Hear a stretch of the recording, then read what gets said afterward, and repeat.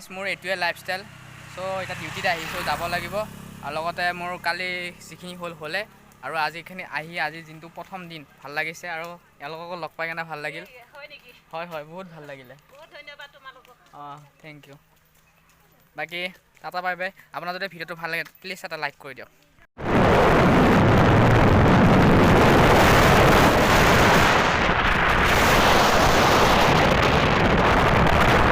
Hello' everyone, welcome to my YouTube channel Biplab এণ্টিভলৈ স্বাগতম। আজি এটা নতুন ভিডিঅ' লৈ আপোনালোকৰ মাজত আহিছোঁ। আৰু গাইজ মোৰ বিশেষকৈ এটা ক'ব লগা কথা এটা আছিলে, মানে অহাকালি মোৰ জন্মদিন আছিলে। চ' মই আপোনালোকক কোৱা নাছিলোঁ আৰু ষ্টেটাছটো দিয়া নাই, সেইকাৰণে চাগে বহুতে গমো নাপায়। কাৰণ আজিকালি হোৱাটছএপৰ ষ্টেটাছ দিয়াৰ লগে লগে বহুতে ষ্টেটাছ লগায়। চ' মই ভাল নাপাওঁ, কাৰণ বাৰ্থডেটো মানুহৰ জন্মদিনটো মানুহৰ এটা স্পেচিয়েল দিন হয়।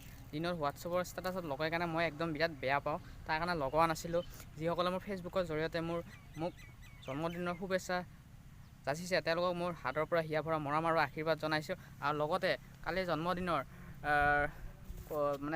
জন্মদিনৰ কাৰণে মই ডিউটিতে লাগি আছিলোঁ, কিন্তু আজি অলপ ফুৰিব আহিছোঁ, ডিউটিতে আহিছোঁ। এতিয়া মই আজি আপোনালোকক ক'ম যে মই কি কৰি আছোঁ আৰু কেনেকৈ ইনকাম কৰোঁ আৰু লগতে কি কৰোঁ। আৰু মই লগতে তুলসীক লৈও আহিছোঁ, তুলসীক লগত লৈ যাম।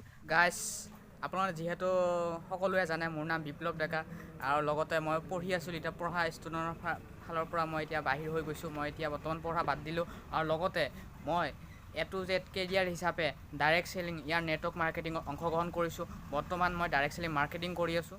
আপোনালোকৰ মনত কুৱেশ্যন আহিছে ডাইৰেক্ট চেলিং মাৰ্কেটিং হয়নো কি? ডাইৰেক্ট চেলিং মাৰ্কেটিং আপোনালোকক যদি আপোনালোকে জানিব বিচাৰিছে তেনেহ'লে মোৰ ডেছক্ৰিপশ্যনত কণ্টেক্ট নাম্বাৰটো আছে, আপুনি জানিব পাৰিব। ডাইৰেক্ট চেলিং মাৰ্কেটিংটো মই এনেকৈ ক'লে আপোনালোকে চাগে ভালদৰে বুজি নাপাব আৰু ময়ো বুজাব নোৱাৰিম চাগে। চ' গাইজ এই ডাইৰেক্ট চেলিং মাৰ্কেটিং কৰি মই লগতে সৰু সুৰা সপোন এটা ফুলফিল কৰিছোঁ। লগতে মানে স্কুটি বুলি কয় তুলসী, তেওঁৰ নাম মানে মোৰ স্কুটিটোৰ নাম আছে তুলসী। মই তুলসী আজি 3 মাহ বয়স হৈছে তো কিনিছোঁ। আৰু লগতে মই ফেমিলিৰটো যিমানখিনি পাৰিছোঁ ইনকামৰ জৰিয়তে 2-1 টকা দি হ'লেও সহায় কৰিছোঁ। আৰু লগতে মই নিজেও চলি আছোঁ। এনেকৈ গাইজ মই নিজে চলি আছোঁ, এইটোৱে মোৰ লাইফষ্টাইল। আৰু লগতে সকলো মানুহে হাঁহি থাকিব লাগে, আপুনিও হাঁহি থাকিব লাগে। ৰ'ব মেইন কথাটো মই এতিয়াহে ক'ব কাৰণে গৈ আছোঁ, অলপ ৱেইট কৰক আপোনালোকে। গাইজ সকলো মানুহে হাঁহি থাকিব লাগে, কাৰণ হাঁহি থাকিলে আপুনি আনকো হহুৱাব পাৰিব, আনকো আপুনি হহুৱাব পাৰিব। এতিয়া কথাটো হ'ল ডাইৰেক্ট চেলিং মাৰ্কেটিঙৰ জৰিয়তে মোক বহুতে মানুহ ভাবে কয় ঘৰে ঘৰে বস্তু বেচিব লাগে নেকি, বা মানুহক টুপি পিন্ধোৱা বিজনেছ, ঠিক তেনেকুৱা ধৰণৰ সমালোচনা কৰে। আৰু বহুতে বহুত কথা কয়, মোক ইগন'ৰ কৰে আৰু লগতে মোক ঠাট্টা ইনচালো কৰে। কিন্তু মই হাৰ নামানি আজি এই যোনটো কাম কৰি কেনে ফ'কাছ কৰি কেনে মই এই কামটোত জোৰ কৰি কামটো আগবাঢ়ি কেনে গৈ আছোঁ। আৰু লগতে মই যিমান দূৰ পাৰোঁ সিমান দূৰ মই আগবাঢ়ি যামেই, এইটো মোৰ হাৰ্টৰ পৰা মই কৈছোঁ। কাৰণ গাইজ মই আপোনালোকক এটা চাই ক'ম, সৰুকৈ, বেছি নহয়, 20 ছেকেণ্ড 30 ছেকেণ্ডমান হ'ব। চাওক, এটা আপুনি হাবি অৰণ্যত এটা সিংহ আছে, এটা আছে হৰিণা। এতিয়া হৰিণাটো যদি আপোনাৰ দাউৰি আছে, সিংহটো হৰিণাটো খাব বুলি দাউৰি আছে। চাওক, হৰিণাটোৱে বহুত জোৰে দাউৰি আছে, কিন্তু পিছে চাই আছে, এনেকৈ চাই আছে। এই মোক বাঘটোৱে আহি পেলাই, সিংহটো আহি মোক খাবই নেকি বুলি আপোনাৰ পিছে বাৰে পিছত দেখি চাই আৰু দাউৰে, আকৌ পিছত দেখি চাই আকৌ দাউৰে। দাউৰোঁতে হৰিণাৰ স্পীডটো কমি যায়। ঠিক তেনেকুৱা ধৰণৰ তেতিয়া স্পীডটো কমি যোৱাৰ লগে লগে সিংহটোৱে হৰিণাটোক খাপ মাৰি খাই পেলায়। কিন্তু গাইজ ঠিক তেনেকুৱা ধৰণৰ মানুহৰ জীৱনটোও হৈছে।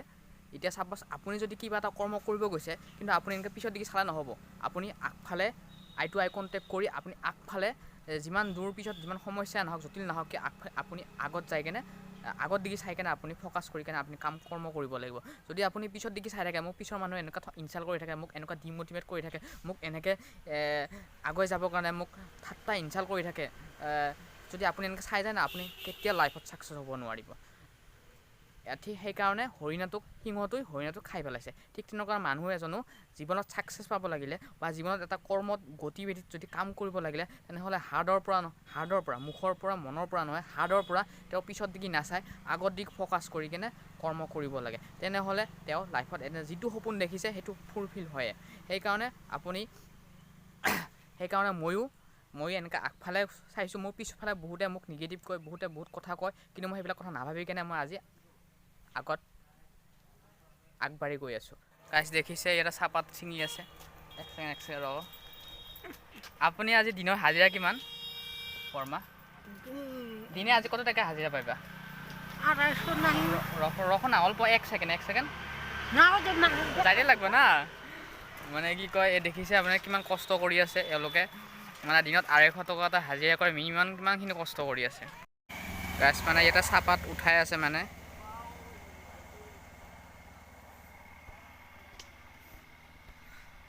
আপোনালোকে কমেণ্ট কৰক যদি মোৰ তুলসীক চাই ভাল লাগিছে বা আপোনাৰ স্কুটিখন ভাল লাগিছে সো এটা কমেণ্ট কৰি দিব মই পাহৰিয়ে গৈছিলোঁ গাইছ এতিয়া মই বৰ্তমান উপস্থিত আছোঁ বাগিচা বুলি কয় কলাইগাঁও চাইডে আহিব লাগে মই ডিউটিত আহিছোঁ আৰু